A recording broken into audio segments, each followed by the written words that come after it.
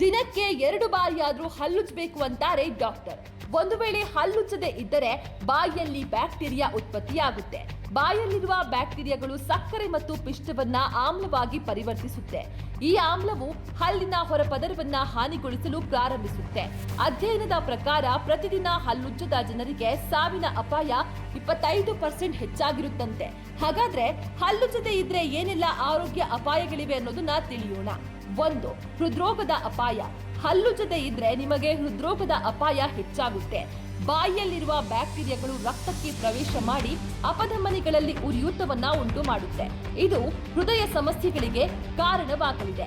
2. ಉಸಿರಾಟದ ಸೋಂಕುಗಳು. ಬಾಯಲ್ಲಿರುವ ಬ್ಯಾಕ್ಟೀರಿಯಾಗಳು ಉಸಿರಾಟದ ಸೋಂಕುಗಳು ಮತ್ತು ನ್ಯುಮೋನಿಯಾ ಉಂಟು ಮಾಡುತ್ತೆ. 3. ಬಾಯಿಯ ಕ್ಯಾನ್ಸರ್. ತಂಬಾಕು ಬಳಸದಿದ್ದರೂ ಹಲ್ಲುಜ್ಜದವರಿಗೆ ಬಾಯಿಯ ಕ್ಯಾನ್ಸರ್ ಬರುವ ಅಪಾಯ ಹೆಚ್ಚಾಗಿರುತ್ತೆ. 4. ಹಲ್ಲು ಕೊಳೆಯುವುದು. ಹಲ್ಲುಜ್ಜದೆ ಇದ್ದರೆ ಹಲ್ಲು ಸಂಪೂರ್ಣವಾಗಿ ಕೊಳೆಯಲಿದೆ. ಇದು ಹಲ್ಲು ಕುಳಿ, ಹುಳು ಮತ್ತು ತೀವ್ರ ಒಸಡು ನೋವಿಗೆ ಕಾರಣವಾಗಬಹುದು ಮತ್ತು ಹಲ್ಲುಗಳು ಸಡಿಲಗೊಂಡು ಬಿದ್ದು ಹೋಗಬಹುದು.